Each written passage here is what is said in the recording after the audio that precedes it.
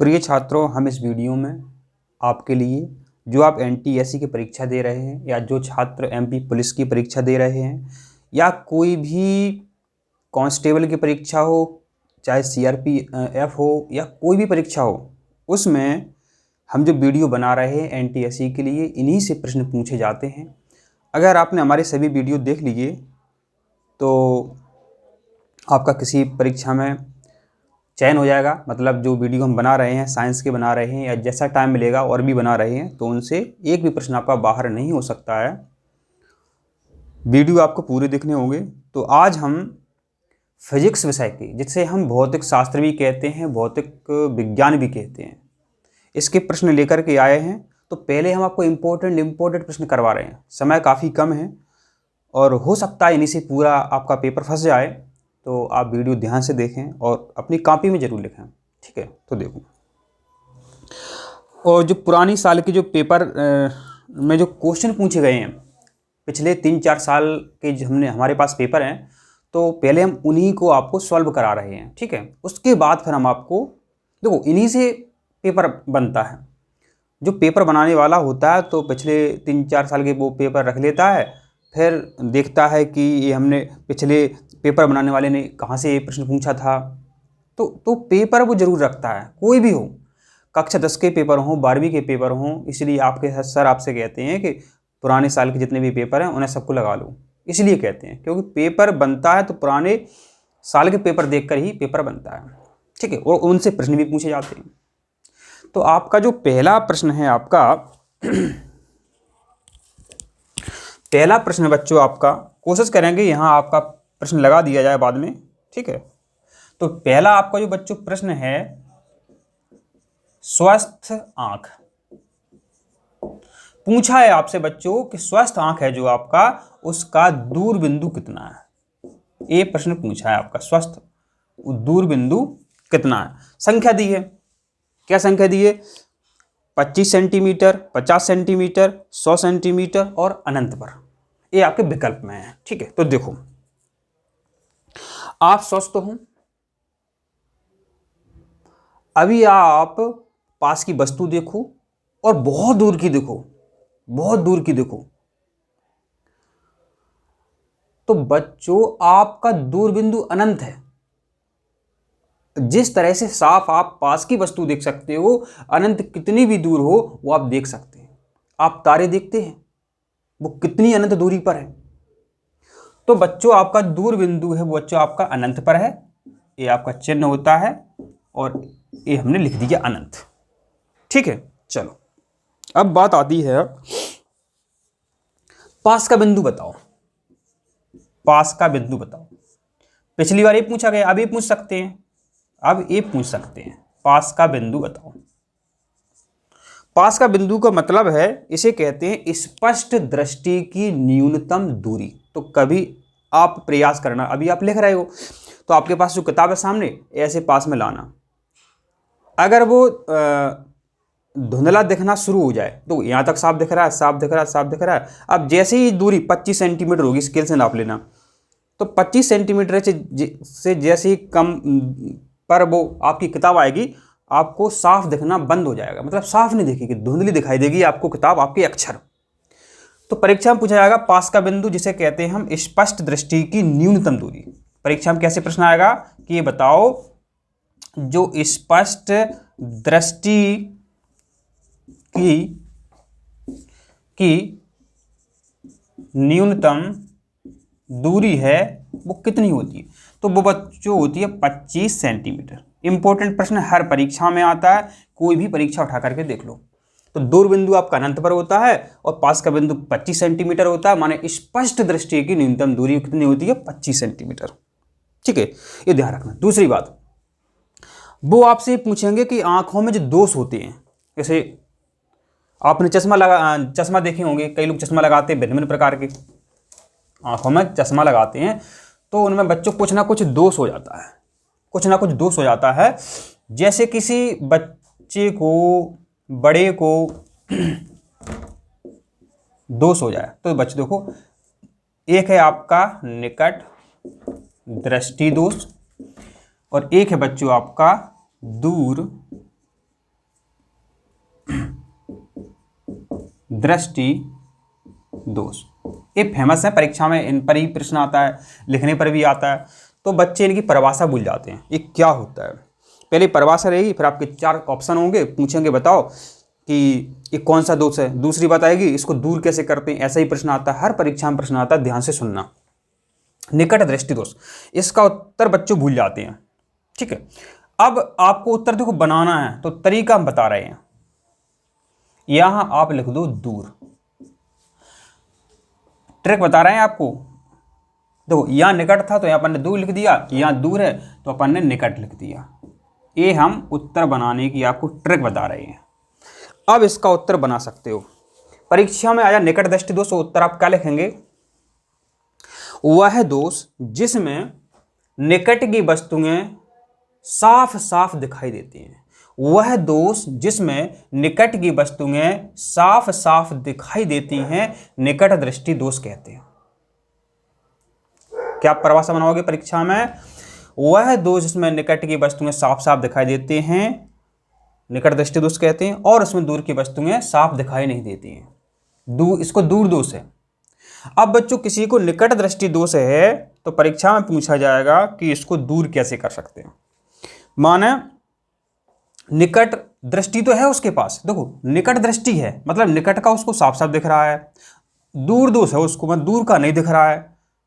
ठीक है, तो उसको कौन सा चश्मा डॉक्टर कहेगा ये चश्मा लगा लो, एक चश्मा लगा लो, बात है। तो देखो इसका उत्तर है, मतलब चश्मा में कौन सा लेंस लगेगा? चश्मे में लगेगा अवतल लेंस। हर साल आएगा, हर साल आता है। निकट दृष्टि दोष को दूर करने के लिए कौन सा लेंस काम में लेते हैं? अवतल लेंस काम में लेते हैं। अंग्रेजी में से कहते हैं कॉनकेव। ठीक है, इतना समझ गए। और इसमें क्या पूछ सकते हैं वो, अवतल लेंस काम में लेंगे, इतना ही पूछेंगे इससे। चलो अब दूर दृष्टि की परिभाषा लिख देंगे वो। तो दूर दृष्टि परिभाषा बनाना, दूर दृष्टि मतलब दूर की दृष्टि तो आपके पास है, कौन सी दृष्टि नहीं है? निकट की दृष्टि नहीं है, निकट की दृष्टि नहीं है। तो परिभाषा बनती है इसमें, वह दोष जिसमें दूर की वस्तुएं साफ साफ दिखाई देती हैं, निकट की वस्तुएं साफ साफ दिखाई नहीं देती हैं, दूर दृष्टि दोष कहते हैं। तो अपन ने ये शब्द से परिभाषा बनाई, वह दोष जिसमें दूर की वस्तुएं साफ साफ दिखती हैं लेकिन निकट की वस्तुएं साफ नहीं दिखती हैं, दूर दृष्टि दोष कहते हैं। ठीक है, अब इसको दूर कैसे करते हैं?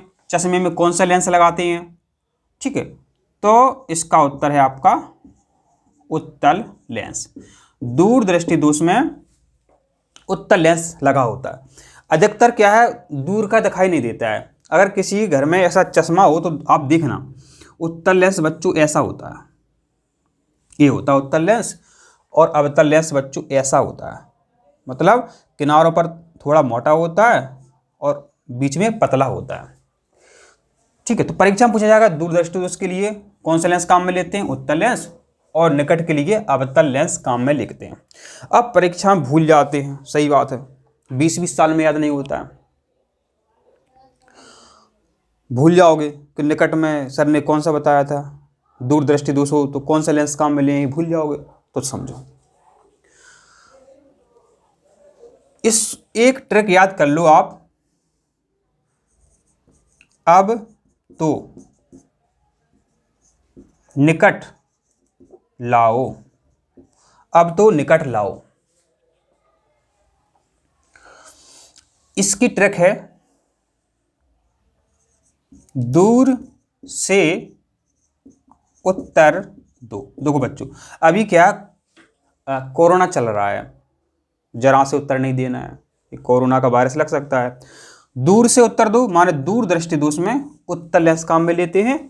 ठीक है, और अवतल, जो अवतल लेंस है यहाँ लिखी, अब तो निकट लाओ, अब तो निकट लाओ माने जो निकट दृष्टि दोष है इसमें अवतल लेंस काम में लाओ।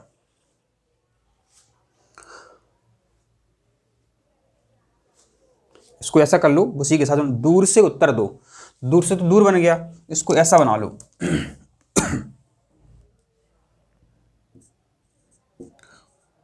निकट अब तो लाओ, निकट अब तो लाओ। ये बात हो रही है, कोरोना का समय चल रहा है, एक जना कह रहा है निकट अब तो लाओ, कोरोना कम हो रहा है तो कह रहे हो निकट अब तो लाओ। अब पता ही चलता कल कोरोना कम खबर आज ज़्यादा, तो कहोगे दूर से उत्तर दो, दूर से उत्तर दो। दूर में उत्तल लेंस काम में लेते हैं, निकट अब तो लाओ तो निकट दृष्टि में अवतल लेंस काम में लेते हैं। आपको ध्यान से याद रखना है, ठीक है।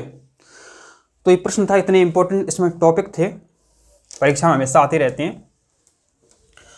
और बच्चों जो आपकी आंख है, आपने देखा होगा जब कोई बेहोश हो जाता है तो डॉक्टर आंख चेक करता है कि वास्तव में अभी ये बचा है नहीं बचा है, तो आंख में से टॉर्च जलाते, टॉर्च। तो क्या है बच्चों, अपने आंख में आयरिस पेशी होती है, ठीक है। टॉर्च जलाते हैं तो आपकी आयरिस पेशी जो है सिकुड़ जाती है, और टॉर्च हटाते हैं तो आयरिस पेशी फैल जाती है। इससे पता चल जाएगा कि व्यक्ति वो जीवित है या मृत है। तो आयरिस पेशी क्या करती है, प्रकाश की मात्रा को नियंत्रित करती है, ठीक है। अब बच्चों क्या है, आंख में रेटिना होता है, आंख में रेटिना होता, आंख में होता क्या है, जैसे बच्चों जी आपकी आंख है, आंख है, यहां से आपका प्रकाश आया, यहां ये आपके लेंस हो गया, यहां बच्चों आपका यहां ये पर्दा है, इसे रेटिना बोलते हैं। क्या बोलते हैं, रेटिना, रेटिना। ये आपका रेटिना का पर्दा है, ठीक है, ये आपका रेटिना का पर्दा है। तो जो प्रतिबिंब है, प्रतिबिंब है बच्चों हमेशा पर्दे पर बनता है, ध्यान रखना। यहाँ से कोई फोक्स आएगा तो पर्दे पर ही प्रतिबिंब बनेगा। जैसे टॉकीज होती हैं, पुराने जमाने में टॉकीज होती थी, अब तो एलसीडी चलने लगी। तो जो पर्दा है रेटिना, तो इस पर प्रतिबिंब बनता है। और परीक्षा में ये भी पूछ लेते हैं कि रेटिना पर जो प्रतिबिंब बनता है कैसा बनता है, तो अपन लिखेंगे उल्टा, उल्टा वास्तविक, उल्टा वास्तविक बनता है। लेकिन हमको सब लोग सीधे दिखाई काय देते हैं, तो ध्यान दो। लेकिन अपना जो मस्तिष्क है, अपना जो मस्तिष्क है इसको सीधा कर देता है, अपना जो मस्तिष्क है वो सीधा कर देता है। इतना भी परीक्षा में पूछा गया, इतना भी परीक्षा में पूछा गया, ठीक है। चलो अब अपन दूसरा प्रश्न देखते हैं। एक एक चीज आपको याद होनी चाहिए अच्छे से, नहीं आप। प्रिय छात्रों, अब आपका दूसरा प्रश्न है, आपसे पूछा है जल का अपवर्तनांक होता है, ठीक है। तो परीक्षा में हमेशा पूछे जाने वाला प्रश्न है अपवर्तनांक। कोई भी परीक्षा हो, बड़ी से बड़ी परीक्षा हो, हर साल पूछा जाता है अपवर्तनांक, ठीक है। तो देखो, जल का अपवर्तनांक जो होता है, ध्यान रखें 1.33 होता है, ध्यान रखें। और हीरे का भी पूछते हैं वो, हीरे का याद कर लो 2.42, हीरे का 2.42 होता है। और कांच का होता है 1.52। ये 3 आप याद रख लो, परीक्षा में इनसे बाहर नहीं जाता है, ठीक है, परीक्षा में इनसे बाहर नहीं जाता है।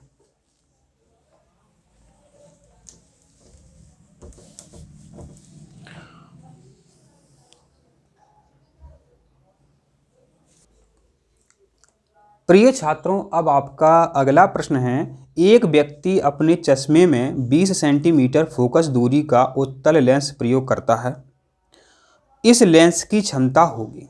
तो समझो, ये कह रहा है कोई एक व्यक्ति है, कोई एक व्यक्ति है, ठीक है, कोई एक व्यक्ति है बच्चों, और वो क्या है, चश्मा लगाए है, चश्मा लगाए हैं। और वो क्या कह रहा है कि 20 सेंटीमीटर फोकस दूरी का उत्तल लेंस प्रयोग करता है। आप ये कह रहे हो सर एक छोटा सा ये क्या बना दिया, मतलब एक चश्मा, एक कांच बड़ा सा, एक कांच छोटा सा, तो आप अपने हिसाब से बना लें, छोटा बड़ा ऐसा तो हो ही जाता है, ठीक है। आप समान आकार के मान के चलें। दोबारा से बनाते हैं, चश्मा, ये चश्मा बन गया, ये बन गया आपका अच्छा सा चश्मा। इसमें क्या लगा है बच्चों, उत्तल लेंस, उत्तल लेंस लगा है इसमें, ठीक है। और उत्तल लेंस जो है किस काम में आता है, ये भी आपको पता है, दूरदृष्टि काम में आता है। दूर से उत्तर दो, तो ध्यान रखें परीक्षा में पूछा जाता है दूरदृष्टि दोष। तो जिसमें जो लेंस लगा है वो बच्चों 20 सेंटीमीटर फोकस दूरी का लगा है। अब वो क्षमता पूछ रहा है, माने डी पूछ रहा है, तो डी बराबर होता है, अगर देखो इसका उत्तर के हिसाब से चलेंगे। अगर उत्तर जो है बच्चों, अगर वो उन्होंने मीटर में दिए हैं तो अलग सूत्र लगेगा और सेंटीमीटर का अलग लगेगा। अगर मीटर का उत्तर दिया है बच्चों तो 100 बटे अपन एफ लगाएंगे, 100 बटे एफ, ठीक है। तो उस आदमी है उसकी जो फोकस दूरी उत्तल लेंस की वो कितनी है, 20। तो अपन यहाँ 100 बटे लिख देंगे 20, 20 एकम 20, 20 पंचे 100, 20 पंचे 100 माने 5, उत्तर आ गया 5 डायप्टर। उत्तर क्या है बच्चों इसका, इसने +5 डायप्टर का उत्तल लेंस लगाया है, उत्तल लेंस लगाया है, ठीक है। पूछा था लेंस की क्षमता क्या है, +5 डी को बोलते हैं डायप्टर। लेंस की क्षमता डायप्टर में नापी जाती है, इतना भी वो पूछ लेते हैं, ठीक है। चलो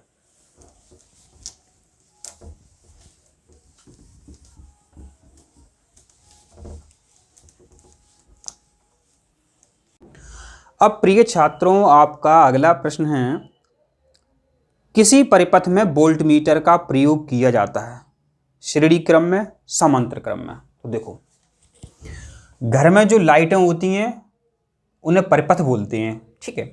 परिपथ 2 प्रकार के होते हैं बच्चों। आपके घर में एक धन का तारा एक ऋण का आया, ठीक है, तो ये 2 तार आपके आए हैं, ठीक है।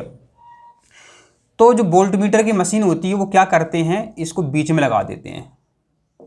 ये वोल्टमीटर माने भी लगा दी, तो वोल्टमीटर जो क्या है, जब देखो किसी बीच में लगा देते हैं बच्चों तो उसे अपन श्रेणी क्रम बोलते हैं, ध्यान रखें, श्रेणी क्रम बोलते हैं। अगर कोई चीज यहां ऐसी लगा देते, यहां ऐसी लगा देते, जैसे यह मीटर है, ऐसी लगा देते बच्चों, तो इसे अपन क्या बोलेंगे, इसे अपन बोलेंगे समांतर क्रम। इस तरह से कोई वस्तु लगी है तो इसे समांतर क्रम बोलते हैं। परीक्षा में ये भी पूछा जाएगा कि ये बताओ घर की लाइटें, घर के पंखे कैसे जुड़े होते हैं, तो वो समांतर क्रम में जुड़े होते हैं। कैसे जुड़े होते हैं, देखो ये फीस का तार है, ये घर में आपके आया, ये घर में आया। अब बल्ब जुड़ा होगा तो ऐसा जुड़ा होगा, पंखा चल रहा होगा तो एक तार यहाँ से होगा, एक तार यहाँ से होगा, प्रेस होगी तो एक तार यहाँ से होगा, एक तार यहाँ से होगा, नहीं होगा।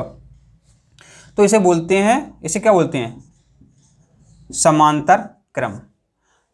अब ऐसे जोड़ देते, माना कि ऐसे जोड़ देते, यहां आपने क्या किया, यहां आपने कोई भी लाइट है, एलईडी बल्ब है आपका एलईडी बल्ब है बच्चों, तो आपने ऐसा लगा दिया, ऐसा ऐसा ऐसा, इसे बोलते हैं श्रेणी क्रम, इसे बोलते हैं श्रेणी क्रम। श्रेणी क्रम में क्या है, आप जो बल्ब जला रहे हैं वो धीमा जलेगा, कभी देख लेना। आपके पास 2 बल्ब हैं, बाजार से ले आए और आपने होल्डर में से 2 तार निकाल ली, ठीक है। एक बल्ब आपके पास और है और आपने होल्डर से 2 तार निकाल लिए। एक तार इस बल्ब का जोड़ दो और आपके पास ये 2 तार बचे, तो 2 तार को क्या करो आप लाइट में जोड़ दो, धन में और ऋण में। आपका जो बल्ब है डिम जलेगा, माने बहुत धीमा, उजाला ही नहीं करेगा, देख लेना, बहुत कम जलेगा। समझ गए आप। पूछा जाता है कि जो वोल्ट मीटर है वो कैसे जुड़ा होता है, तो वोल्ट मीटर श्रेणी क्रम में जुड़ा होता है। अब वोल्ट मीटर से एक प्रश्न पूछेंगे, वो प्रतिरोध का, ध्यान रखना। वोल्ट मीटर का जो प्रतिरोध होता है माने जो आर होता है, आर माने रेजिस्टेंस, तो वोल्ट मीटर का जो प्रतिरोध होता है, ठीक है, वोल्ट मीटर का जो प्रतिरोध होता है वो आपसे पूछेंगे, बता देना। तो वोल्ट मीटर का प्रतिरोध जो है बच्चों अनंत होता है। जिस तरह से आंख का दूरबिंदु अनंत होता है तो वोल्ट मीटर का प्रतिरोध भी कैसा होता है, अनंत, ध्यान रखना। परीक्षा में ये भी पूछा जाएगा बच्चों आपसे कि ये बताओ जो अमीटर होता है इसका प्रतिरोध क्या होता है। तो एक आदर्श मीटर है, माने एक अच्छा मीटर है, उसका प्रतिरोध 0 होता है। एक आदर्श मीटर का प्रतिरोध 0 होता है और अमीटर जो है बच्चों क्या करता है, ये धारा नापता है, ठीक है, धारा नापता है, और धारा एम्पियर में नापी जाती है, ये भी पूछते हैं, ध्यान रखें। प्रतिरोध ये हो गया आपका। अब यहाँ बच्चों अपन बात कर रहे थे वोल्ट मीटर की बात कर रहे थे ना, जो वोल्ट मीटर का प्रतिरोध होता है अनंत, और वोल्ट मीटर बच्चों क्या विभव नापता है, ये ध्यान रखना। वोल्ट मीटर विभव, अमीटर धारा, वोल्ट मीटर विभव, ध्यान रख लेना, परीक्षा में आता रहता है, कोई भी परीक्षा उठा करके देख लो, यहीं से प्रश्न बनता है। प्रतिरोध का सूत्र भी पूछा जाता है, R बराबर L बटे ए, ध्यान रख लो, R बराबर L बटे ए। तो प्रतिरोध का सूत्र भी परीक्षा में पूछा जाता है। प्रिय छात्रों, अब आपका अगला प्रश्न है, एक अश्व शक्ति बराबर होता है, अश्व माना होता है घोड़ा, घोड़ा को अंग्रेजी में कहते हैं हॉर्स पावर। आपने सुना होगा जो थ्रेशर होते हैं 25 HP, 20 HP, ठीक है, HP जरूर सुना होगा आपने, HP हिंदी नहीं सुना होगा। HP का मतलब होता है हॉर्स पावर, माने एक हॉर्स पावर, माने हॉर्स माने घोड़ा, घोड़ा माने अश्व, तो एक हॉर्स पावर बच्चों 746 वाट के बराबर होता है, ध्यान रखो, एक हॉर्स पावर 746 वाट के बराबर होता है, परीक्षा में हमेशा पूछा जाता है, ठीक है। वाट क्या है पूछोगे तो देखो, जो आपके घर में बल्ब हैं, देखना उस पर 100 वाट भी लिखा हो सकता है, 60 वाट भी लिखा हो सकता है, 50 वाट भी लिखा हो सकता है। आपकी एलईडी हैं 15 वाट की आती हैं, 10 वाट की आती हैं, ठीक, वो यही वाट है, वो यही वाट है, ठीक है। अब आपने महीने भर प्रेस चलाई, बहुत सारी चीज़ें चलाई, तो यूनिटें बढ़ सकती हैं। तो ये भी परीक्षा में पूछा जाता है कि ये बताओ 1 किलो वाट घंटा बराबर क्या होता है। ये तो 1 किलो वाट घंटा बराबर होता है 3.6 गुणित 3.6, क्या है इसका, 3.6 गुणित 10⁶ जूल। ये परीक्षा में पूछा जाता है हमेशा। 1 किलो वाट घंटा में कितने जूल होते हैं, तो 3.6 गुणित 10⁶ जूल होते हैं। ये परीक्षा में पूछा गया प्रश्न है, ध्यान रखें, परीक्षा में हर साल आता है। और इसका एक सूत्र होता है, ये तो कोई कहे कि हमने प्रेस रात भर चलाई, दिन भर चलाई, या अभी गर्मी सर्दियों में आप हीटर चला रहे हो, तो एक सूत्र होता है, उससे आप बता सकते हो कि आपका बिल कितना आएगा। माने वो ऐसे पता लगाएगा कि आपने एक दिन में ऐसे 10 यूनिट बनाई, एक यूनिट है 8 रुपए की, तो 80 रुपये आपका बिल बना एक दिन का। तो यूनिट 10 का पता कैसे चलेगा वो, तो उसका एक सूत्र होता है यूनिट निकालने का, वाट गुणित घंटे बटे 1000।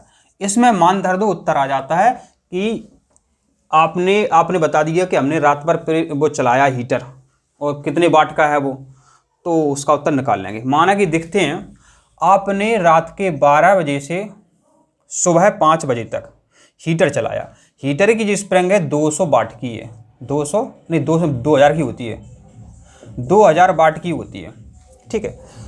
क्या घंटा चलाया आपने, 12 से 5 माने 5 घंटे चलाया आपने, क्या घंटे चलाया, 5 घंटे चलाया। तो वाट गुणित घंटे, तो माने 2000 जी हो गए वाट, घंटे क्या चलाइए अपने 5 बटे 1000। तो वाट हो गया, 2000 वाट की स्प्रिंग है आपकी, घंटे चलाइए अपने 5 और 1000 इस सूत्र में होता है। 1000 भाग दीजिए 2 और 5 दूनी 10, माने 10 यूनिट आपका 10 यूनिट आपकी बनी। एक यूनिट थी 8 रुपए की, तो 8 यूनिट और 10 के हिसाब से 80 रुपये। सोचो कितना महंगा सौदा हो गया आपका। अगर आप सर्दियों में ये रूम हीटर होता वो चलाते हैं तो 5 घंटे में आपका बिल जो है 80 रुपये आएगा, 80 रुपये। अगर 8 रुपये यूनिट है, 5 की यूनिट है, तो उसी हिसाब से आप गुणा करते हैं, उसमें क्या समस्या है, ठीक है। तो आशा करते हैं आपको ये प्रश्न समझ में आ गया है। प्रिय छात्रों, अब आपका अगला प्रश्न है चुंबक आकर्षित करता है।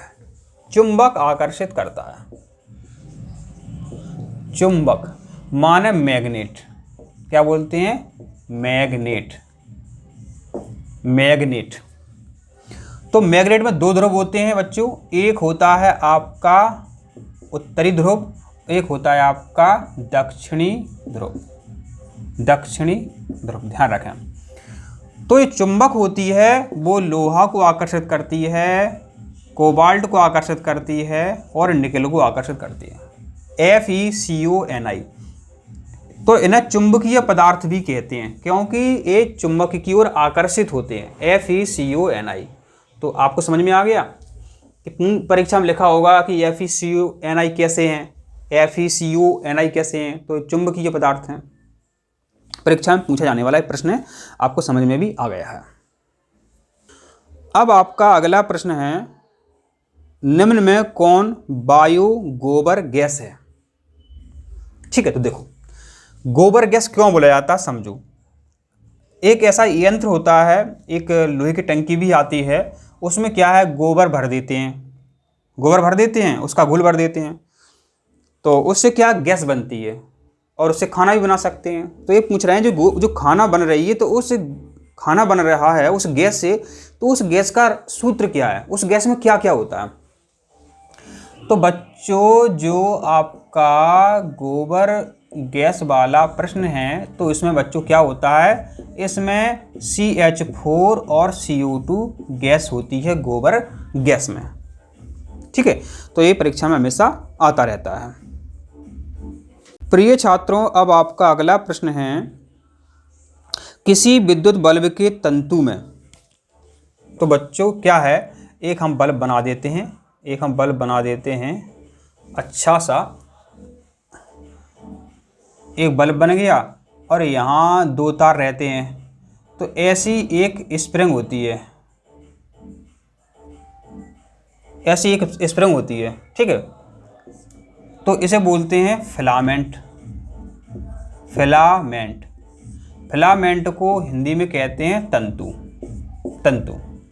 तो बल्ब का जो फिलामेंट है वो कह रहा है कि इसमें 5.5 एम्पियर की धारा बह रही है। इसमें आपने जो दो तार आपके जो हैं ऐसे हैं, तो इनमें आपने 0.5 एम्पियर की धारा भेजी है। कब तक? 10 मिनट तक। 10 मिनट तक माने 10 मिनट आपने बल्ब चलाया है। तो आप पूछ रहा है कि विद्युत आवेश की गणना करो। तो ये Q सूत्र होता है, आवेश को Q कहते हैं। तो बच्चों Q बराबर होता है IT। ध्यान रखो, ये सूत्र है Q बराबर IT। तो बच्चों Q बराबर IT जो है, ध्यान रखो, I जो है बच्चों ये होता है I मान होती है धारा 5 एम्पियर की है, 0.5 यहाँ अपन ने कर दिया। 10 मिनट तक हमेशा सेकंड में लेते हैं, तो 1 मिनट में 60 सेकंड होते हैं। देखो 10 मिनट माने 10 लिख दिया और 1 मिनट में 60 सेकंड होते हैं, तो ये 60 लिख दिया अपन ने। इसका अपन गुणा करेंगे, कैसे आएगा?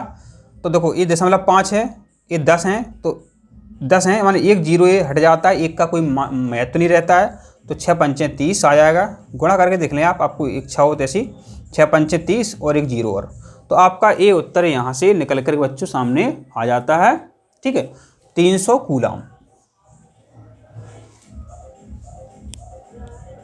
बच्चों अब आपका अगला प्रश्न है दंत चिकित्सक जो होते हैं, डेंटिस्ट जो होते हैं, मरीजों का परीक्षण करते हैं। तो किसी के दांत खराब हो गया, कीड़ा लग गया, तो दांत के अंदर जो वो एक तरह का दर्पण ले जाते हैं, इस तरह से होता है, ऐसी एक छड़ होती है, उसमें आपका एक ऐसा दर्पण लगा रहता है। तो वो दर्पण जो है उसका नाम पूछ रहे हैं। तो बच्चों उस दर्पण का नाम है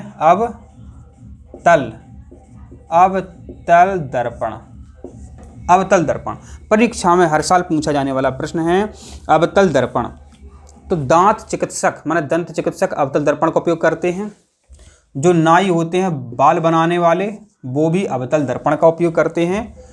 ये डॉक्टर होते हैं ENT, आँख नाक ई माने आई, नोज माने नाक, टी माने थ्रोट। तो आँख, नाक और गले के जो डॉक्टर होते हैं वो भी अवतल दर्पण का उपयोग करते हैं, ठीक है। और बच्चों जो हेडलाइट होती है आपकी गाड़ी की, उसमें भी अवतल दर्पण लेते हैं। टॉर्च जो होती है उसमें भी अवतल दर्पण लेते हैं।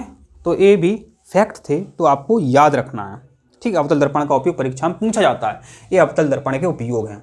नाई यूज करता है, ENT डॉक्टर यूज करते हैं, टॉर्च में यूज होती है, और गाड़ी की जो आगे की हेडलाइट होती है उसमें अवतल दर्पण लगा रहता है। परीक्षा में हर बार हमेशा पूछा जाता है, ठीक है। चलो प्रिय छात्रों, अब आपका अगला प्रश्न है, एक विद्युत बल्ब पर 12 वोल्ट तथा 30 वाट रखा है, इसमें प्रवाहित हो सकने वाली अधिकतम धारा होगी। तो ये आपको अब समझना है, तो ध्यान रखें, इसको अपन समझाते हैं। तो अपन देखो एक बल्ब बना लेते हैं, एक बल्ब बना लेते हैं, ठीक है। और इसमें बच्चों जो स्प्रिंग है, ऐसी स्प्रिंग है, तो यहाँ बच्चों यहाँ आपके 2 तार होंगे। तो 2 तार में वो क्या कह रहा है, 12 वोल्ट और 30 वाट लिखा है। इस बल्ब पर क्या लिखा है, 12 वोल्ट लिखा है और 30 वाट लिखा है। ये बल्ब है आपके पास, बाजार से लिया है आप, लिखा है। और क्या है, इसमें प्रवाहित हो सकने वाली अधिकतम धारा, मतलब सेली लाइट भेज दोगे तो फूक जाएगा, तो कितनी भेज सकती है वो अपन को यहाँ पर बताना है। कितनी भेज सकते हो, धारा भेज सकते हो, मतलब आई पूछ रहा है वो। तो बच्चों ऐसा प्रश्न आया तो सूत्र है आपका I बराबर P/V। एक बल्ब सिर्फ इतनी ही लाइट सह सकता, नहीं वो फ्यूज हो जाएगा। P माना होता है पावर, माने शक्ति, माने इसकी जो कितनी वाट की शक्ति है। तो P की जगह अपन लिख देंगे 30, और V क्या है, वोल्ट है, 12 वोल्ट। तो यहाँ अपन 12 लिख देंगे, 12 एकम 12, 12 दूनी 24। ये अपन इसको हल करेंगे बच्चों, तो कितना आएगा, ऐसा आएगा, देख लेते हैं अपन। 30 में अपन 12 का भाग देंगे तो 12 दूनी 24, 10 में से 4 गई 6, दशमलव लगाया, यहाँ 0 हो गया, तो 12 पंचे 60, ठीक है। तो ये आपका आया 2.5। आई है, आई हमेशा ए में नापी जाती है, तो 2.5 एम्पियर आपका उत्तर यहाँ पर आता है। ये छात्रों, अब आपका अगला प्रश्न है, चुंबकीय क्षेत्र की तीव्रता का मात्रक होता है। तो मात्रक हमेशा पूछे जाते हैं, तो अगले वीडियो में हम बहुत विस्तार से आपको बताएंगे, परीक्षा में इनसे ही प्रश्न आते हैं। तो जो प्रश्न है वो देख लेते हैं। चुंबकीय क्षेत्र की तीव्रता का मात्रक होता है बच्चों टेस्ला। एक बहुत बड़ी कंपनी भी है, पता है, टेस्ला ने इनकी खोज की थी, इसलिए इसका नाम टेस्ला है। तो चुंबकीय क्षेत्र की तीव्रता का मात्रक होता है टेस्ला। तो आशा करते हैं बच्चों यह जो प्रश्न है आपको समझ में आ गए हैं और पिछली परीक्षा में पूछे गए हैं। अगर आप चाहते हैं कि हम आपके लिए प्रतिदिन वीडियो बनाएं, तो वीडियो आप शेयर जरूर करें, वीडियो को लाइक करें, तो हम आपके लिए बहुत कोशिश करेंगे कि हम पूरा आपको कोर्स समझा सकते हैं। धन्यवाद।